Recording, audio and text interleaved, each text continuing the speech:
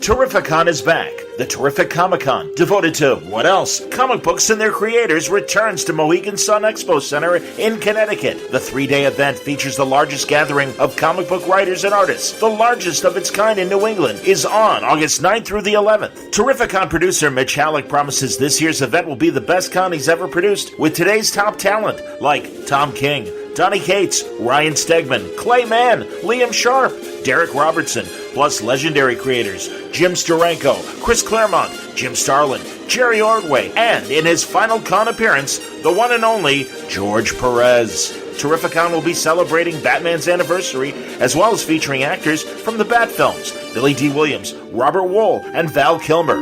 Plus, Doctor Who's John Barrowman, The Flash's John Wesley Shipp, the voice cast reunion of Animaniacs, and Pinky and the Brain, and lots more. See for yourself why Terrificon is summer's hottest Comic-Con. This August 9th through the 11th, only at Mohegan Sun. For more information and guest list, visit Terrificon.com. It's terrific! Hey everybody, welcome back to Word Balloon, the comic book conversation show. John Suntress here. Great conversation today with Mike Oeming and Taki Soma, one of those comic book power couples. They work together. Taki does the coloring, Mike does the art for such books as United States of Murder Incorporated. Of course, you know Mike's long body of work, working on things like Powers, which is celebrating its 20th year. Can you believe Powers is 20 years old? Unbelievable. And then, of course, other Jinx World books as well. And I'll tell you, it's great to talk to both of them.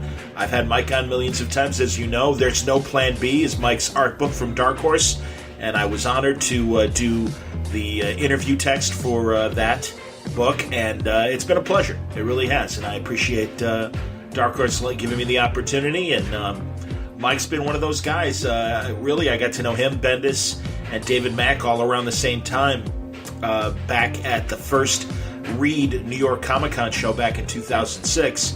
And we talk a bit about that and, of course, our shared history. And honestly, he's one of my guys, and I'm really happy to have him back. And Taki's been great, and they're a wonderful couple, and they're good for each other. And it's a pleasure to talk to them both. And Taki, I've been meaning to talk to for quite a while. I've known her almost as long as Mike, going back to the original Jinx World message boards that they both were part of.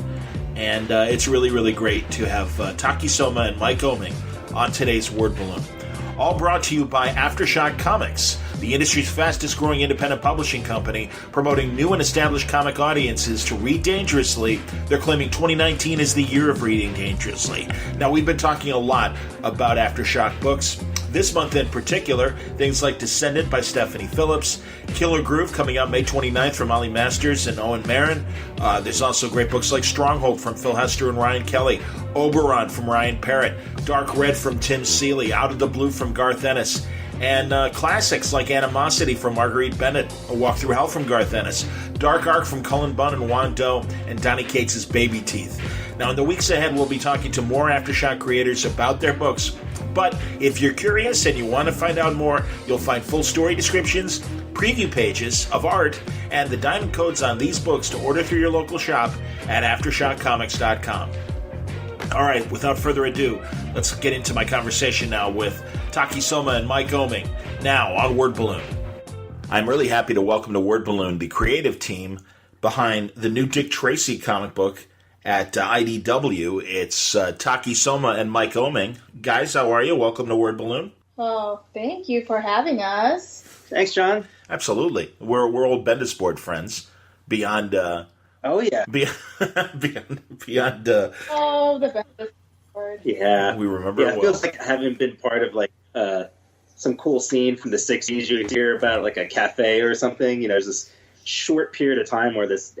you know, a handful of community came together, and out of that community, a bunch of different, you know, talent arose, whether it was writing or art or journalism or just well-known fandom and stuff. So it's really cool to be part of that. Yeah, honestly, I feel the same way, man. I mean, really, all the comic book people, and then you got like people like Joe Henderson from Lucifer, used to be a Bendis board guy, and no, it's insane. It really is insane, and I'm glad I was a part of it in all these contexts, and it's funny that we've all stayed friendly with each other, and when we see each other at cons and everything, it's old home week, so it's pretty cool. Yeah, it's nuts. Working on Dick Tracy at IDW. Chris Ryle, who was another Bendersport guy, and now he's like a big writer and runs IDW and stuff. And That's right. Yeah, absolutely. And Mike, I got to tell you, obviously, because I remember Brian and I talking about this when he and I first started doing the Bendis tapes. And I don't think you and I ever talked about the possibility back in the day that you and Brian were talking about maybe doing Dick Tracy, and things were in motion for you guys to do Dick Tracy years ago. I don't know how much you can talk about that or want to acknowledge that in terms of leading to this current iteration. Yeah, I'm having trouble remembering what year that was around. Like at times it feels like it was early 2000s, but other times it's feeling closer to 2006 or 7. Okay. But yeah, I don't know how it came to Brian. I know Brian's a huge fan both of Dick Tracy and of Warren. I'm forgetting his last name. Warren Beatty. Warren Beatty. In the film, and him as an actor and a director and all that. Sure. Somehow, as this came about to us, we were talking about, let's do Dick Tracy, and it looked like we were possibly going to be able to do it with the actual newspaper strip, to actually do it through the Tribune and stuff. Yeah, which is, Chicago's very own. Absolutely, man. No, I'm very, very well aware of the Tribune Syndicate and Dick Tracy's ties to the Syndicate. So, yeah, absolutely. Yeah, and that strip, which I consider, the canon. That's really, the current stuff.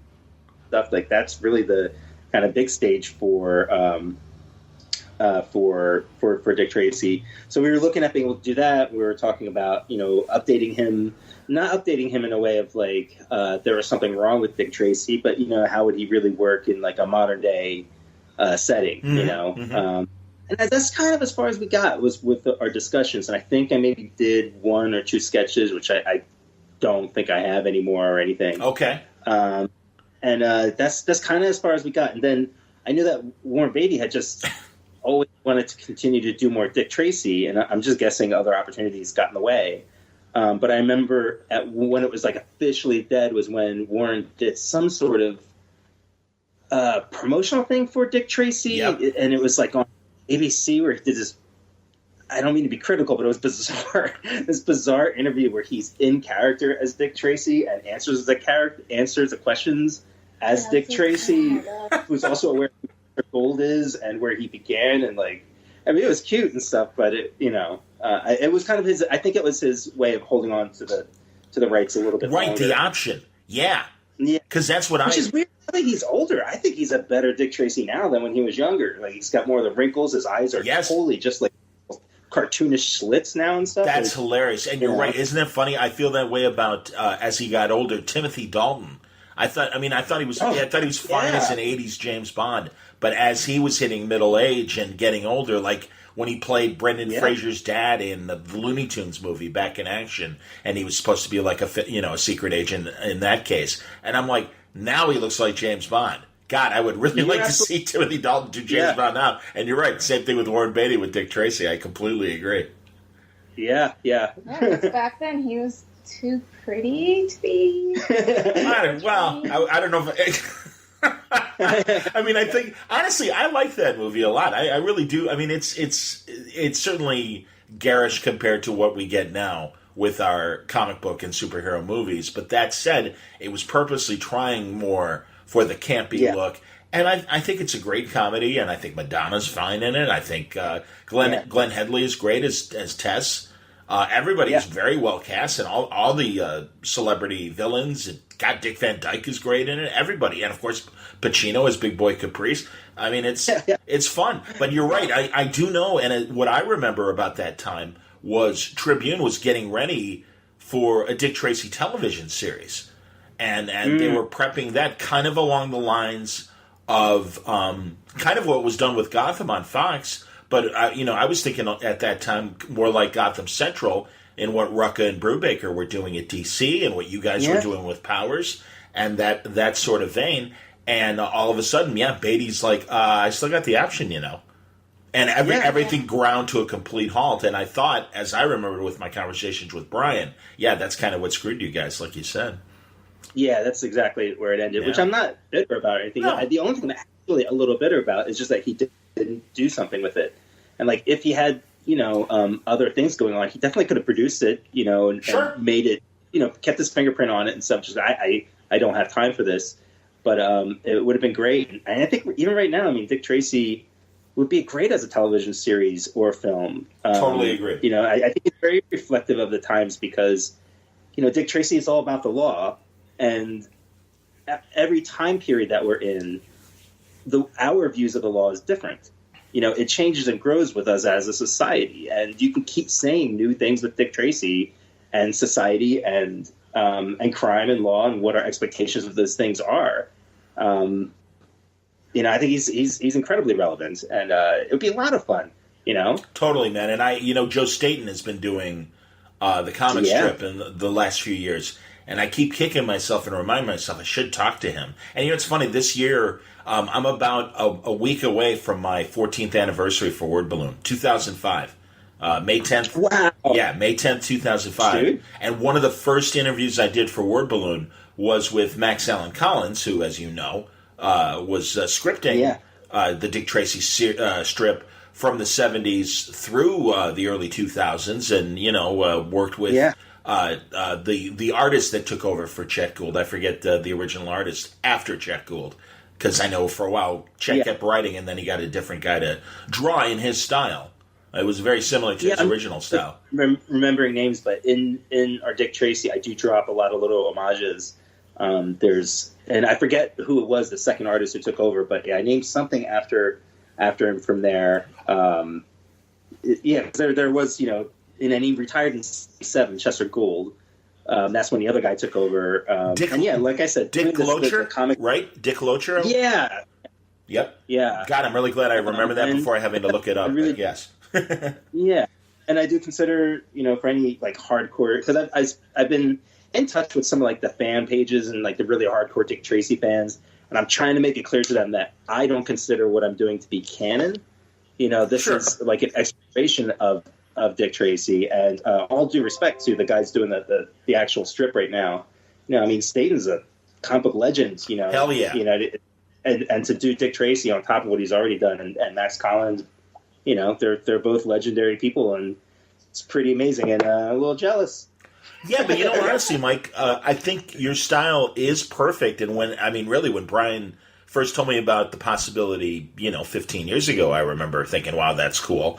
And then really to finally see you and Tak do what you guys are doing, it looks great. It's close enough to canon where I think I would be surprised if fans were disappointed with what you're doing. I'm glad. I think you made the right move to kind of come out, to them with, an extended hand and be like, hey, just so you know, I'm a fan too. Yeah.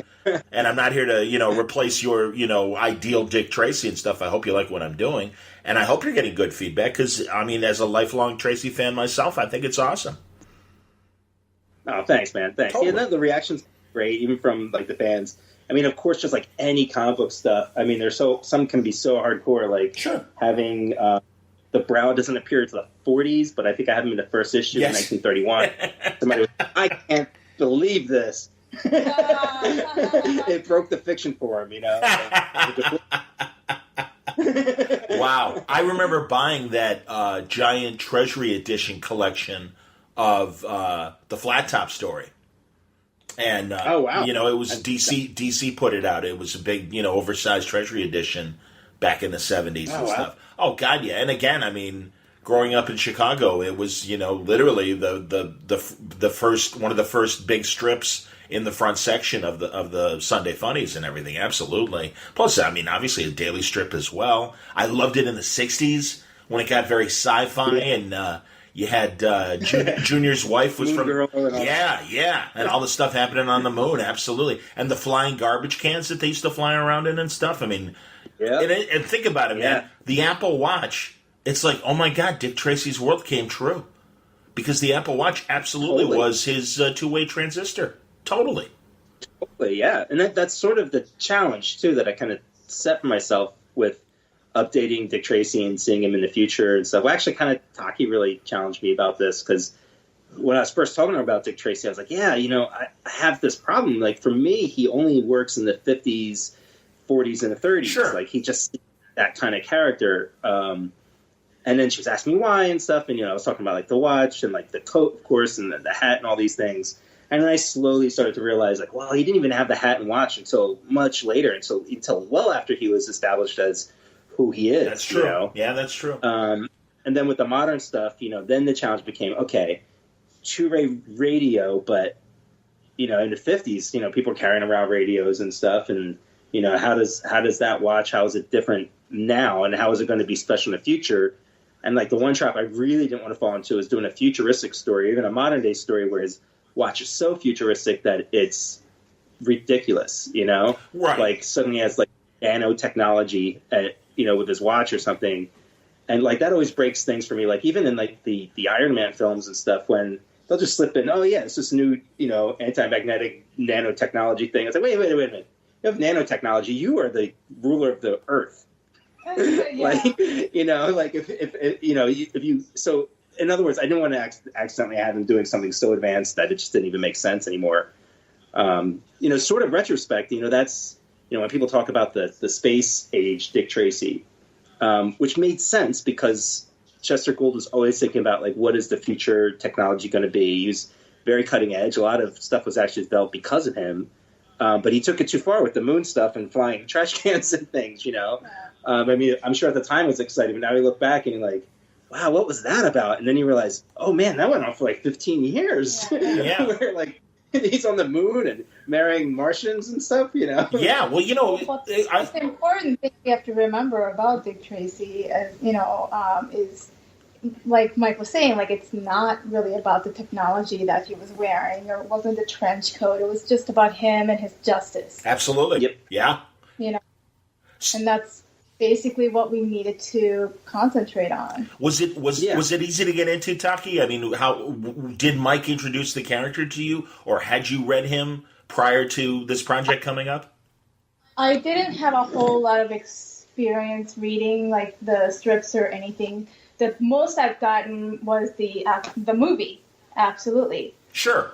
So I just kept asking, like, so what is it about Dick Tracy that had, this fan base for this long? Like, it can't just be the watch. It can't just be the outfit, And it was, we figured out it was more about like the criminals were represented anxiety in society at that time. Totally. And then Dick Tracy was about justice and what was right and what was wrong. Absolutely, yeah. Yeah. Well, Yeah. and also, it's starting literally at the time of Al Capone, and in fact, I know when I talked to Max Collins about it, Max had talked to Chet Gould, and got to know Chet Gould when he turned over the strip to him, and he would go to him for advice or whatever, and he goes, "Come on, Chet, this is like Elliot Ness, isn't it?" And he's like, no, not at all, no. And it's like finally he did kind of begrudgingly. It was him and I want to say Elmer. Was it Elmer Ray? There was another federal agent that was important to bringing down Capone, and that's obviously because of writing the Untouchables and things, and certainly was a guy who knew how to manipulate the press. But it's it borrowed a lot obviously from Elliot Ness's story. So that was pretty cool. Yeah. This is my own theory. I've not read anything to back this up or anything, but I also think that it came out of the tail end of the Wild West. Chester Gould was, I forget how old he was when he was writing Dick Tracy, but if he was developing it in 1930, that's not that far away from the end of kind of lawlessness across the land. Sure. And then even in the 30s, the law was pretty loosey-goosey. You didn't have Miranda or anything, and cops were still kind of expected to be on the take on some level, 100%. But they were trying to shut it out. So it was a lot of, just very stark black and white, good and bad was the view on things, Yeah. So I think it was like kind of the tail end of the West going into, the modern day. Like, how do you fight these quote monsters like Al Capone, and then, of course, that the Scarface thing totally informed everything after that, I think. Yeah. Even if it was conscious, Well, that's why, exactly. The villains kind of having, these physical traits And that's why, absolutely. My God, I love the brow. I'm a huge brow fan. I was really glad you used him in the first story. Yeah. Yeah, and there's you can list out the real villains, right? You've got Scarface, Babyface Nelson, Pretty Boy Floyd. Right. There's a couple, but those are just off the top of my head. Machine Gun Kelly. Yeah. It's like it was right there for them. Oh, right? absolutely. Well, that's what would happen. The press would kind of romanticize these characters and everything, and give them these bigger than life personas. And they were like ball players. I mean, you were following the legend as much as you were the real crimes. Bonnie and Clyde, certainly traveling across the country, robbing banks. All these people. It was amazing. It's insane because it's another case of the more things change, the more they stay the same. As I was doing research and kind of building the world, I realized how many parallels there were. And right there, they didn't have social media, but yeah, they were making stars out of criminals. Absolutely. We kind of do this thing today, even if the coverage is supposed to be negative, it's still kind of putting out this image of above the law and outside of society's rules and the rebel and all that kind of stuff. Oh yeah, I read an amazing biography on Walter Winchell that the old film critic Neil Gabler wrote, and my buddy's girlfriend actually was one of his chief researchers, and I would talk to her constantly about Winchell in the 20s and 30s, and working with Hoover. And bringing down Lepke Buckholder, the guy in charge of Murder Incorporated. Stories like that. And all that stuff. Again, that was all in the zeitgeist. And it really was, Tracy really was a, kind of really the I guess, police action, story that, compared to a television show today, a good cop procedural that reflects today's world and everything.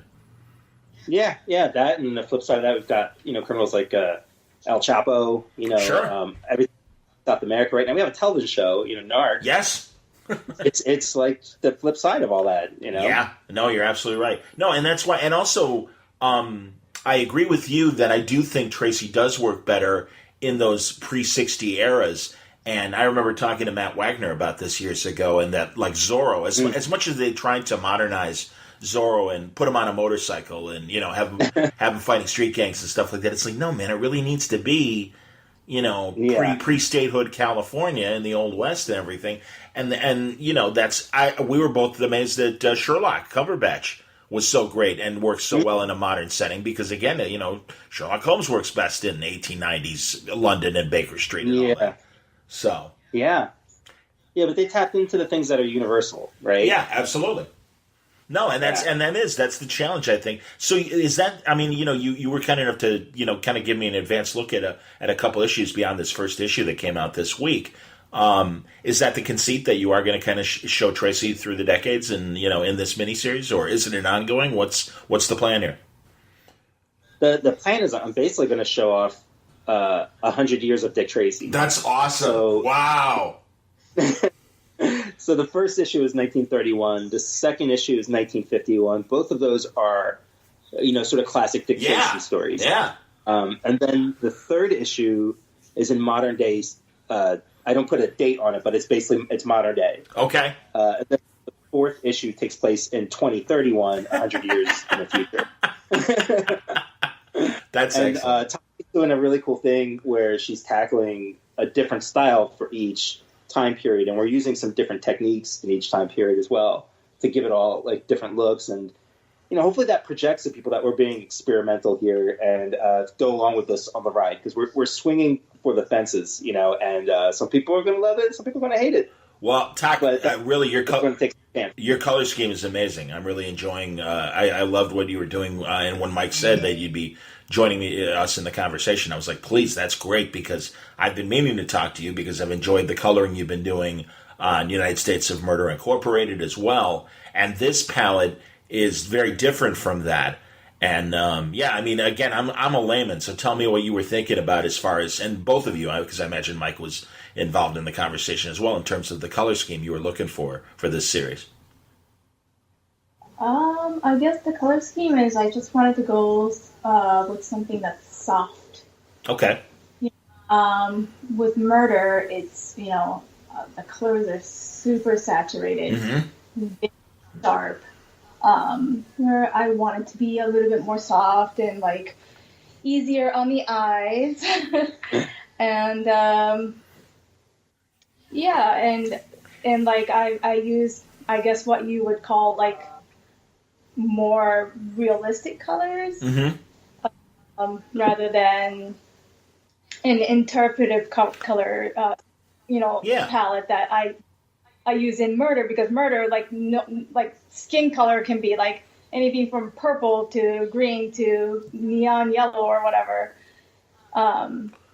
They're bathed in Murder. It seems like they're bathed in almost an experimental light, depending on the mood and things like that. And I almost wondered for the approach to Tracy if it was that more traditional four-color, color scheme that they did in the original comics, just because that's how they were thinking, and there really weren't more than the basics. And Neil Adams was the one who was telling me that, he's the one who supposedly went to DC and doubled their color scheme by like suggesting all these different shades, and they weren't thinking like that prior to the early 70s, and things kind of jumped ahead. And then of course, God, the advances in color that we saw in the 90s and into the 2000s with the things that CrossGen was doing with color, I know was pretty amazing. And also, wasn't it Malibu that also had really good colorists as well? Yeah, it's funny that in that time period, it really was not Marvel, DC, or even Image that was like really cutting edge on new technology in comics with color and paper. It was the independent companies. Then, of course, Marvel and DC has set, followed suit and kind of set the new bar for things.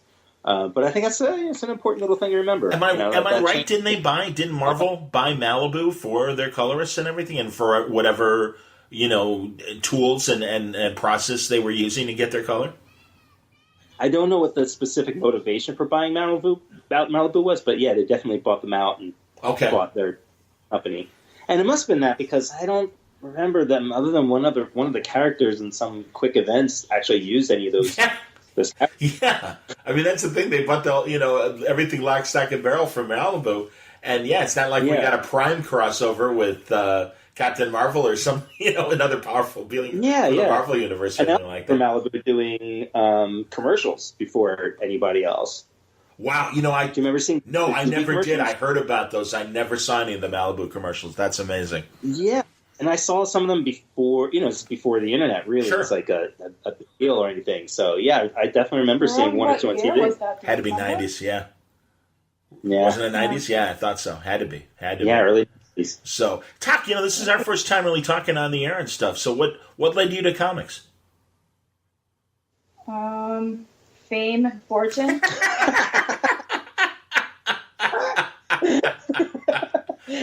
Good answer. All right, very nice. Thank you. No, I remember you. I mean, honestly, I remember seeing your sketches and stuff on the Bendis board. I mean, that's where I first became aware of your art, and I don't know how early that was in your own process that you were putting that stuff up there, and if you were still thinking about what you wanted to do or whatever. I remember didn't you used to draw like all the Buffy characters in particular? Yeah, I mean, I've been an artist all of my life. Sure. And I was going to an advertising school, working at an ad agency, and Twin Cities, right? Am I right? Wasn't that were you in the Twin Cities then? Yeah, and all I did was talk about comics, and everybody's like, "Clearly, you don't belong in ads. You should work like where the money is." Yeah, I'm like, oh. You know what? You're right. And I remember just dropping out and just started pursuing comics. That's cool. Yeah. No. Yeah. That's funny. And, coming from Chicago, we're a big advertising hub as well. And I know Alex Ross and his art rep, Sal Abenati, they met each other when they were at Leo Burnett back in the day. What was the name of the ad agency? Would I know it? Did you guys have national accounts at the ad agency? It was pretty small. It was called Falls Agency. Okay. Yeah, and the school I went to was called Branco. Branco? Branco, yeah. Okay. Like the brain, skull, and co. Yeah. Sounds like a school or supervillains. In radio, my last full-time job was with Hubbard, and they're based in the Twin Cities, and they're really pioneers. Yeah, they're really pioneers of broadcasting in St. Paul and Minneapolis. And I went to their main headquarters back in 2015 and took a tour and stuff. And yeah, it was really, coming from Chicago, we had WGN, and WGN was really a major. Even in Jersey, we got WGN. Like, I know that station. It's crazy. Absolutely. Just like TBS, they were one of the original superstations, and their history in broadcasting goes back to the 30s. And the same with Hubbard's stations up there in the Twin Cities. So I was fascinated, and it was great. And they preserved their history and stuff. And they bought the first color television camera from RCA that wasn't used by NBC. And, that was like one of the first big purchases west of the Mississippi. I think geographically, I'm not sure, but regardless, it was very impressive. And, so and God, I love Twin Cities. Beautiful. The Twin Cities are great. I love the Twin Cities. We're all pretty creative there because we're just stuck inside. Yeah. And you either are creative or you just stare at the wall. So, Well, there's a Midwesterners, man. I know you guys get cold winters like we get cold winters. So no, I get it. Yeah, exactly. We're just stuck inside. That's look at Prince. Like, he just was stuck inside, and he wrote so many songs. He's like, I'm not gonna live long enough to perform each song that I've written, And we found out, he was right. Yeah. He wasn't. I know, isn't that amazing? He's got that vault of music that there's still unreleased Prince tunes that I'm sure we'll be hearing for the next couple of decades and everything. Pretty amazing. Oh, for sure. No, God, that's nuts. Totally. So back to Tracy. It's No, it's fun, man. I honestly, it's what I look for in a good Dick Tracy story, and I'm glad that things have settled down, and through IDW that they're able to use the license and give you this opportunity. So is it a 4-issue miniseries, a 5-issue miniseries? Yes, 4 issues, and then we'll do the trade. Sure.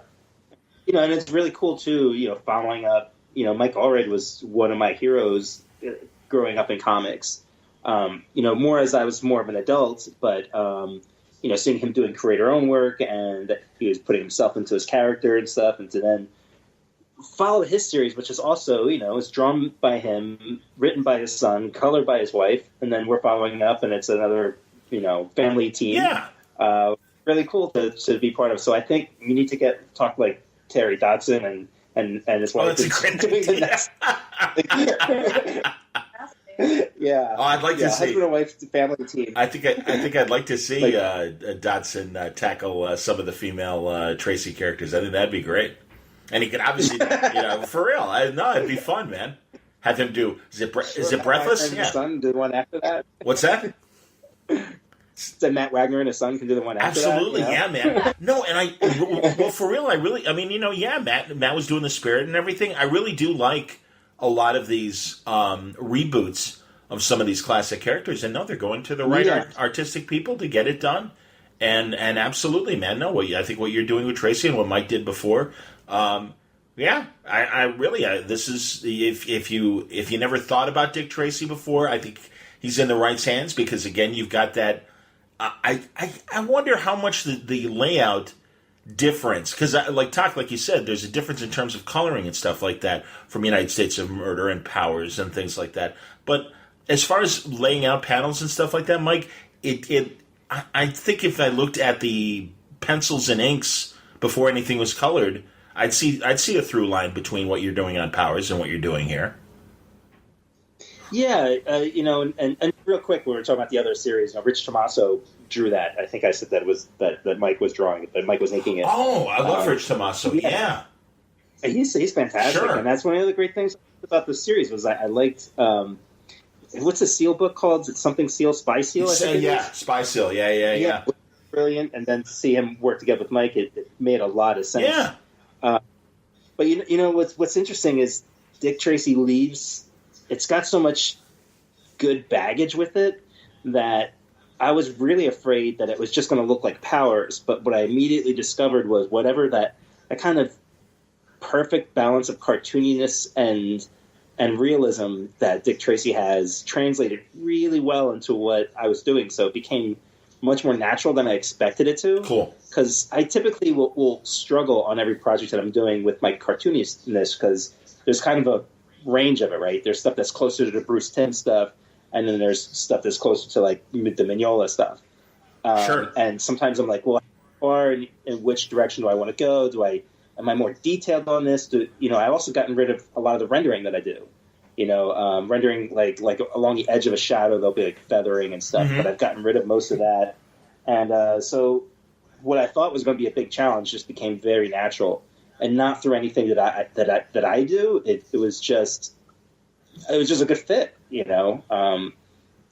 So it didn't look like Powers. And what's interesting is Walker and Dick Tracy have a lot in common, but I didn't feel like I was just drawing Walker as Dick Tracy.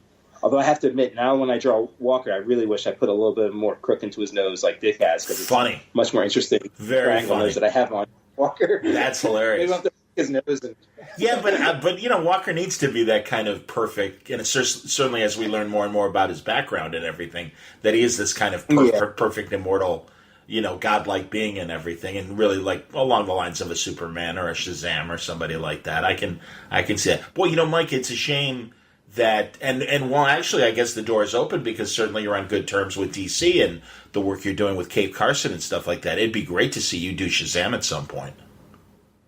Oh yeah, no, I'd love to. I mean, I've always had a great working relationship with DC, whether it's with the characters or just the people at the office. I'm not exactly sure why, but it's always been pretty natural. So yeah, I mean, I'm talking to them now about just various stuff, but nothing serious. Okay. But I mean, specifically, Shazam was fun. I've drawn him a couple times, not in print, but just for fun. And like Dick Tracy, there's something about the character and that the way he was iconic, like it just like fits into like 50s feel. Yeah. Yeah, well, he's a Bigfoot character. It's just and it's taken me forever to really condition myself to call him Shazam as opposed to Captain Marvel. But he's one of those Bigfoot characters. I mean, he really does fall into the Joe Palooka adventure but cartoony still look of Ham Fisher and people like that, as much as he's in the mold of Superman as well. So I love, and really, I keep saying it, especially lately. I haven't seen the movie yet. Have you guys seen the movie yet? No. Not for any reason. It's just I'm busy. Time. Yeah, exactly. No, please, I'm the same way. Yeah. Have you guys seen Endgame? I'm really lucky that I made time last week at the very last minute to go see Endgame, and I actually managed to get in on Thursday night and see it. Wow. Yeah. No, Taki us to watch the last Avengers film. Oh, wow. And then we'll catch up. I mean, we do want to watch them because we watched other Avengers stuff, and it's the last one of the original phase or whatever. Yeah. So, it's just hard to get out sometimes. No, I understand. Well, I wanted to ask about both United States of Murder Incorporated and also Powers. And the fact too now that that Jinx World has moved to DC and everything, What? Well, tell me honestly, is there? Because Brian's talked about obviously moving everything over, but I haven't really talked to yourself or David or any of the collaborators on the various books. And, really, both in the case of Powers and United States of Murder, Inc., I mean, is there any difference as far as how things are run and everything like that? It's your baby. I would imagine that DC's like, hey, you guys know what you're doing. Just keep doing what you guys do and let us know what we need to do. Brian described to me as DiDio saying, what does he need to do as a publisher to tell Brian and you guys, okay, we just want more, and obviously whatever fits in your guys' schedule to crank out the product and everything. But yeah, tell me the difference of bringing Jinx World to DC. It's a world of difference. Putting on my best sort of politically correct hat to put this the right way, but It was like Marvel was kind of publishing us as a favor. Sure. Where DC seems to really be investing in us. And they don't have to. You know, like they could have also just done it as like a favor. Mm-hmm. But if you really look into the marketing of Jinx World and our books, they've embraced us in a way that, you know, we just haven't experienced before. And I'm very, very grateful for Marvel and what Marvel did for us. Like, I'm not trying to say that, but one was like, hey, here's a spotlight for one of our best writers. And here it's kind of like, this is part of our family. That's amazing. Our family of publishing, you know? Yeah. So it's been very different. And it feels good to be, to really feel like you're part of the larger team, even though we're sort of in our own little universe and stuff. So it's just been great. We have a lot of resources from DC and the offices that we haven't experienced before. And I think our main job is just to not trip them up with our usual nonsense, you know? now that we have somebody who's investing in us, we have to, like, communicate better and all that kind of stuff. Because, you know, Brian and Taki and I have all worked together, and David Mack and the crew. We have our secondhand language and stuff, Sure. but now we have editors that really need to hear from us and communicate. And Jen Grunwald did that at Marvel, and I don't know how she put up with us or why she even still speaks to us. But thank God we had her, because we're kind of a mess. And why don't you understand our silence? Yeah. When you ask us an important publishing question and none of us answer, why don't you understand what we're saying? Why can't you read my mind? Who's editing? Who's overseeing United States and Powers at DC? Michael McAllister. Okay. We have a couple of other editors, like Alex Gardner, and a few others working on like the trades and stuff. Like the trades, because we have such a history of those, it's almost like a publishing entity in itself. Like putting together the definitive Powers covers and all the materials that go inside of that. It's a whole other team that works on that, separate from who's working with us on the regular series. Okay. It's a lot of work. It's a lot of work. Is the school that you named after me, is that still intact, or did they airbrush my name off the school for when? Oh no, it's all there, all for our month. Excellent. Yeah. That's good. Hey man, I got to tell you, I've always appreciated when you guys put me in the stories. It's ridiculous. So we got often, right? But and God, man, I'm telling you, when Mac and Brian put me in cover. Or they put Word Balloon in cover, and that killed me. I'm like, oh my God, that's insane! You guys, I love the concept behind cover. Oh God, yeah. I got to do like 1 or 2 pages in there. Brian asked me for his character if I would be the artist. I was like, oh yeah, of course I will.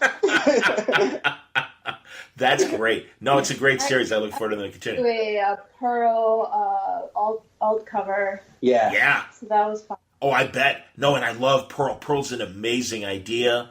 And no, I mean, I'm glad that it's a place where Brian's ideas can thrive and all of you can thrive creatively. And I'm glad that it really is. Because like you said, I mean, I think Icon was a thank you to Marvel creators. Yeah. And which is a big deal. Sure it is. Still a big deal. Sure it is. I don't want to underplay that. But it's just different. I don't think one or the other is better or whatever, but it's just different, you know? Yeah. Hickman, just a different approach. John Hickman always says, and I love quoting him on this, he's like, the books from DC and Marvel, they're on the same shelves, but they're on there for different reasons. And I think that's a very smart thing to say. And yeah, it's like, I get it. And certainly understanding. And also the way that DC moving forward is getting involved in young readers and all these imprints like Zoom and these others that they're doing. Are you guys going to, obviously you guys did Taki-O and everything as well. Beyond Taki-O, because I'm sure that there's some new stories in the pipeline, and Brian has talked about that eventually you guys will get back to that, all three of you. Is there, are there other YA DC projects that we might see you guys doing, either, the two of you, independent from Brian, or all three of you and stuff? I mean, very possibly. I mean, we both really like the YA audience. there's nothing like specifically in the pipeline now, but that's what's great now is like I can, we have open communications for all these different possibilities and stuff. So typically these things will come about through accidental brainstorming through a regular conversation, I'm with you. Cave Carson, how's that been going, man? Are you guys back to it yet? Have you started volume 2? No, like the young animal stuff basically kind of ran its course. Oh, is that it? Are we done? Yeah. Oh, that's too bad. There is Doom Patrol. Sure. Yeah, Doom Patrol still. We did 2 years straight of Cave Carson, and I learned a ton on it. It was so fun. It was great working with Gerard Way, who again goes back to comics before the band My Chemical Romance ever started. And evidently we worked together on something for Jim Kruger. I inked something of his, or he inked something of mine. So it's interesting that we accidentally went way back, all the way back to those time periods, and here we were working again. And then also with that was working with Molly Mohans, the editor, and bringing Nick Velarde, our colorist, and Jonathan Rivera, who've become really close friends with. Cool. We love that dude. And, he's the co-writer. Yeah. Yes. So yes. Like the personal experience is great.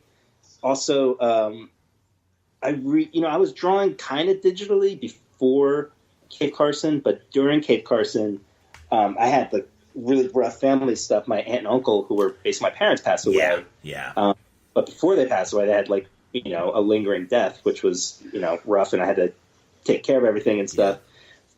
But the reason I'm bringing this up was because before that, my work style was I was working partially analog and then scanning it in and kind of finishing it up digitally. Okay. But when I went out there to take care of things, I couldn't just bring my desk and all this other stuff. So I just kind of work on this kind of crappy little slate that I had at the time, and I had to start drawing everything digitally. And through those hard times, I learned how to do yet more of a different kind of art style and find different ways to get stuff done, which is also important because as I'm getting older, my eyes, I hate to say it, it's harder to draw comic pages on paper. Interesting. Because even with glasses and stuff, my eyes don't focus the same way. They can't do these sort of minutia focusing things that you need when you're drawing on paper.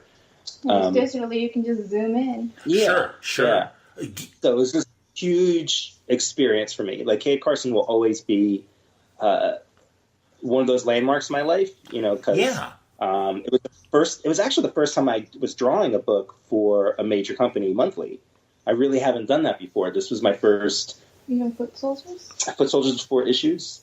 Okay. I Judge Dredd kind of counts, but I was inexperienced and I wasn't really ready for the job. So. And how old were you at the time? I was like 20 or something. Yeah, well, I was a kid. Having helped you with your art book and everything, and knowing your story and how your art process has changed, that's interesting to hear because again, you leaned into that Bruce Timm style at another awkward personal point in your career when you were working at that lot for the trucking lot. Yeah, and I mean, no, that's interesting, Mike, and truly that your art changed out of personal need as much as creative, figuring things out creatively and stuff. That's kind of that's something. I guess we're gonna have to come out with volume 2 of There's No Plan B. And keep talking. Definitely. And everything. And add another volume, man. So you did such a great job on it. And the material. You're very nice, Mike. Truly. I mean, tons more, but you really brought it together because without you, it would have just been a picture book with some captions.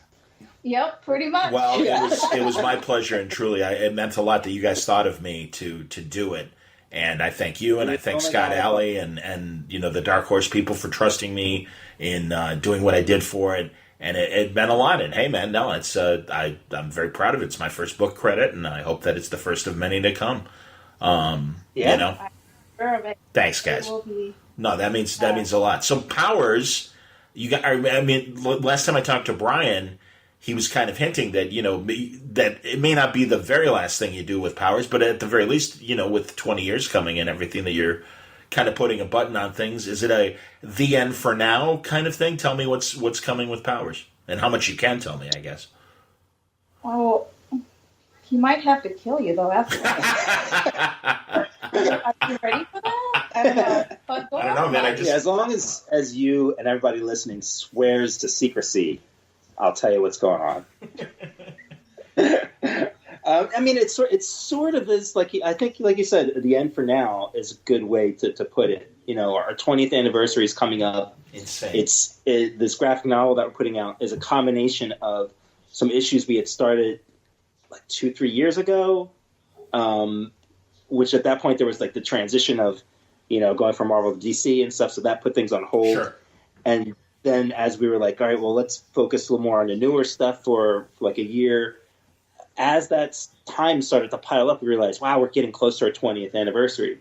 So instead of just doing that graphic novel as we had planned, or those issues, and just put them out as a graphic novel as we planned, we realized this should be our 20th anniversary special. So then we built up more story around it. So it was already graphic novel sized. And now we're adding another story that threads that story that we did before into Powers Past and into that storyline, and then planting seeds for the future. Interesting. So I wouldn't say that Powers is dead and there will be no more Powers stories after this. But this is a nice period at the end of the sentence, and just depending on the future, it's either a period or it's a ... Okay. Okay. But it would be good to. It's tough because it's. I was talking to Mignola about this with Hellboy, about how it's weird. It's a mixed blessing and curse that your character and your world has its own life, and then it starts to carry on its own life without you to some level, especially once there's like film and television and stuff. Sure. And then there's the fan ownership over it as well. So it's weird that you're kind of letting it go. It's a weird idea to also let it retire. You know, Mike's going through the same thing with Hellboy. Sure. And yet you're ready to put it down, and there's always a sense of I got another idea. Sure. Well, that's good. We want you to leave the door open, and if something comes up for all of you to tackle it and everything, why not? But I can also appreciate that tug of war of maybe, you know, the fan base, not obligation, but essentially knowing that there is that fan base that, you know, we've been there since for the first issue, and we want, you know, we don't want to see it end necessarily. The idea of it ending certainly is something we don't want, but also I can appreciate you guys having other ideas. And I mean, that's the thing. I'm glad you guys made room for United States of Murder Incorporated. You guys had talked about it for a really long time, and I know, talking to both of you individually, how excited each of you were to do this, especially you. And I point to what we talked about in No Plan B and the conversations we had about it there. So I mean, that's the thing, to satisfy these other itches and go into these other directions as you have with United States and Cave Carson and now with Dick Tracy and everything. So I get it. And I can't believe it's been 20 years. I really can't believe it's been 20 years with that. I can understand, like, there are kids or adults now who have grown up on Powers. Right. You know, that's a weird thing. What I will say with Powers for the future, without giving too much away, Brian came up with something so brilliant that's going to be in this graphic novel that allows us to go forward with Powers without sort of repeating things, or, you know, he found a fresh take on our book that we've had for 20 years. Cool. You know, so I'm so excited for that to come out. I haven't really talked to him about it yet, but how much of that we want to give away yet. Understood. So, well, and hey, man, like I said, I don't want here to screw up your marketing plan. Your life. What'd you say, Doc? Information was worth your life. I'm going to be opening. Every that. door with a weapon in my hand every day for like the next 6 months or so. So I understand. I can appreciate that. God, it feels like yesterday that you guys were only doing the 10th anniversary, and we were all in Baltimore for that thing. And you know, I mean, that's the crazy thing. And that was, you know, back in 2009. That's insane. Yeesh. Yeah. And this is the series. It marks, you know, like Cave Carson, it marks my life in such a much of a wider swath. And Taki's too now, because she's been around for 2 or 3 incarnations of Powers. Absolutely. You know, and as our lives changed, it is strange to look back on things. Like, we used to be a huge part of the convention circuit, but we haven't done that in like 10 years or so. We've done con here and there, but, you know, our lives used to be every month going to like con or something. And we both finally kind of came to peace with it. Like, we just kind of grew out of the scene. Not like we're better for it, but, we've done it. We've done it a lot. And we're tired. We're tired. I understand. That's really... We're tired. Well, for creators, it's like conventions are like the auto show. I think for you guys, I always make that comparison to conventions, and because in broadcasting, especially in February, when everything in sports is dead, that's when the auto show comes to Chicago, and like the hosts never wanted to do it, so a lot of the producers of my station would get to host those weeks and be at the auto show, and it was a grind because there was nothing to talk about. It was kind of boring. And really, like, you grew to the point where you dreaded doing you didn't want to do the auto show. Yeah. So it feels like a travel experiment gone bad. It's like everybody's at the same tables a year older. But what I really want to say was how much we look back on those times, like that Baltimore 10 years, and the Baltimore Comic Con, which I had been part of since it started up till I moved out of the East Coast. Those are super special times for us. I think we came at peace with stop chasing the dragon. Like we would go to a con every now and then trying to have those same experiences, but it just wasn't the same. And once I came to peace with that, I look back, we both look back at those cons and stuff and we're like, man, those were some great times. I'm glad we did it. Yeah. And Powers is just full of stuff like that. As I look back, moving from New Jersey to Seattle, sure. The birth of my son. I mean, my son was at Baltimore with me when I had my very first line. And I'd been around in comics before where I had one or two people standing there. This is the first time I had an actual line of people, and I remember taking a photo, and Ethan was running around. And, now he's 23, and he's driving bus trucks and doing machine man stuff. And, Machine man stuff. Yeah, machine man stuff. Yeah. What kind of machine man? Like Marvel Comics like machine man stuff? What's he doing? I don't know. What do men do with machines? Like, I don't know what that stuff is. It's weird. It's like he got the other genes that I didn't get, all the mechanical I see. Okay. Stuff. I was going to say machine man stuff. What are you talking about, man? That's interesting. He's a cyborg. Your son's a cyborg. Okay, that's fine. Whatever. That's cool. No, man, honestly, it's great. Is there a target date, or are you still, obviously working on the graphic novel and until it's ready? I think November is when it's supposed to come out. Okay. Good deal. We're talking about anniversary edition Powers, correct? Yeah. Okay. That's cool. And I know you guys have flirted with webcomics and some other projects as well. Anything that you guys are doing beyond Tracy, where it's just the two of you coming up? We've got plans. Okay. We have different stuff. We're going to sort of look into the book field as well. Sure. As opposed to just books, but to direct markets of books. And we've got 3 or 4 projects together, and then Taki's got several on her own, and I've got a couple of my own as well. Yeah. Excellent.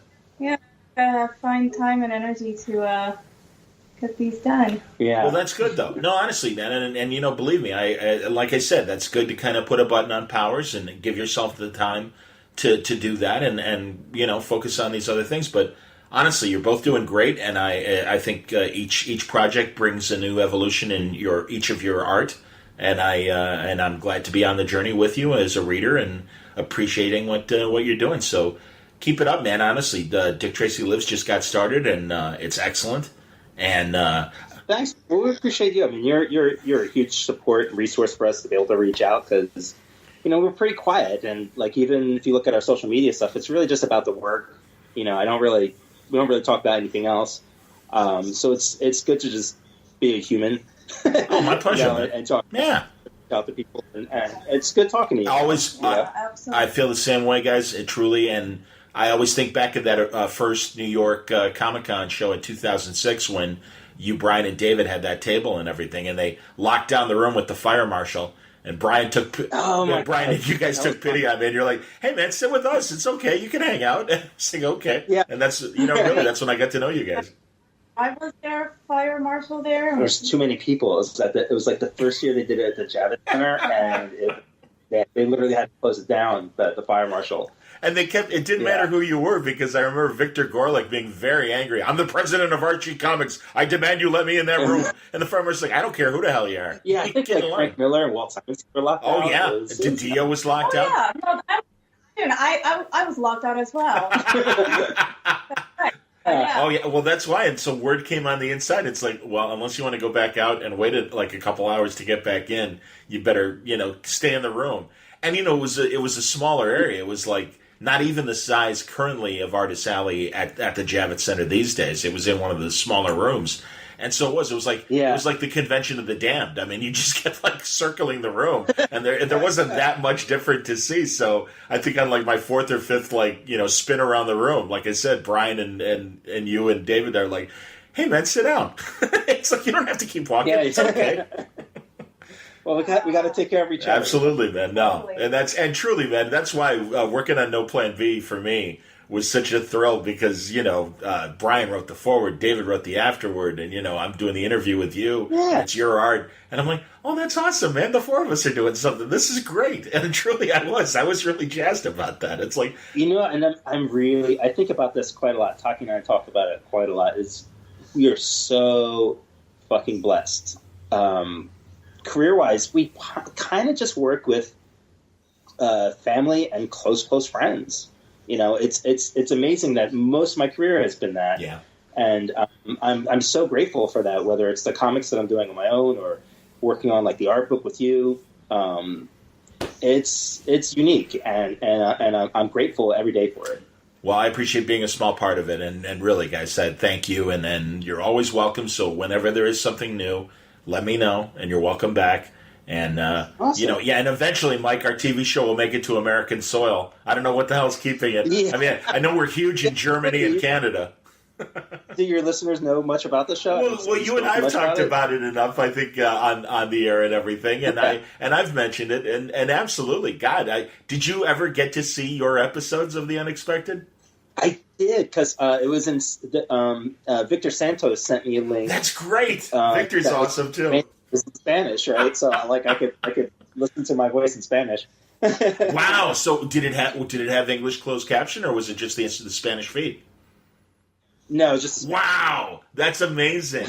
Oh man, I didn't know if I played in Spain. That's great because I think I told you a friend of mine, a listener of mine, Blaine Dowler in Canada, is like, hey man, they're showing your show and it's all day. I can record it off the TV if you want. I'm like, please, I haven't seen anything. And he literally, awesome. he took a photo of what he did to set it up. He put his iPhone on like a tripod on top of a bucket, pointed at his TV. He's like, this is the high-tech technology I'm using to record your show. That's our good friend. It was hilarious. Yeah, and oh God, I'm so glad he did it. And I'm like, thank God. Yeah. So yeah, I got. And I'd be remiss if I didn't thank Jimmy Church. Yes, I wanted to ask you. Having awesome. Yeah, and have you talked to Jimmy? Have you? Or I know you're a listener of it to his show occasionally. I don't know if you've talked to him since the project and everything.